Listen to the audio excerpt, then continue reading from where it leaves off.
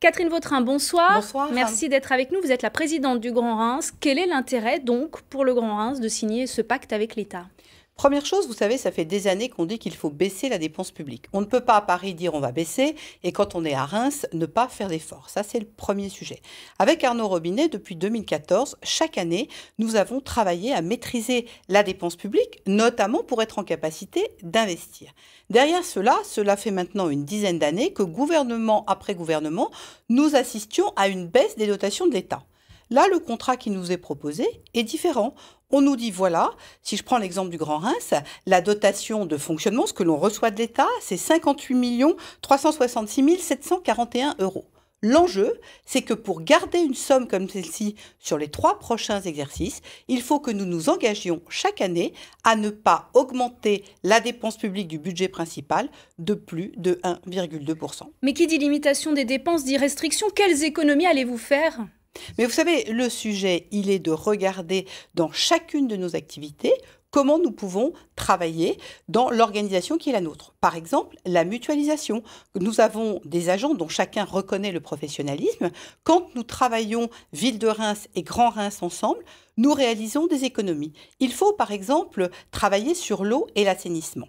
Avec le Grand Reims, nous avons eu la capacité de nous rassembler et de regarder sur une commune comme Saint-Thierry et Merville, il y avait besoin d'une station d'épuration. Nous les avons raccordées à Reims. Nous avons fait les travaux en 6 mois.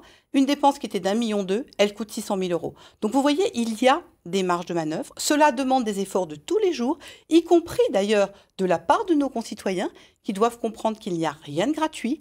Chaque service coûte. Quand on demande de trier les ordures, c'est pour avoir un taux moins élevé, c'est pour faire des économies. Mais forcément, la vie des habitants va être impactée. La vie des habitants n'est pas impactée en tant que telle dès lors qu'on a capacité à être les uns et les autres de plus en plus citoyens.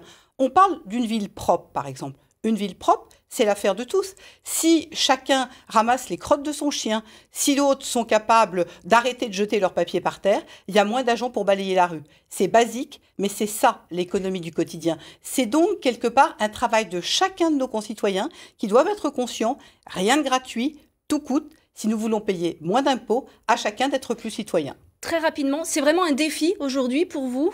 Alors, il s'avère que nous, depuis 4 ans, nous avons déjà baissé nos dépenses. Donc, nous devons continuer l'effort. Et notre grand avantage par rapport à d'autres collectivités, c'est que quand on regarde l'investissement, lorsqu'il s'agit du Grand Reims, nous sommes à 2 années et 2 mois pour nous désendetter, quand d'autres sont à 12 ans. Donc, vous voyez, on a commencé le travail, on va continuer. Merci beaucoup, Catherine Vautrin, d'avoir accepté notre invitation et ce pacte financier avec l'État. C'est l'actualité qui a inspiré notre dessinateur François Schmitt.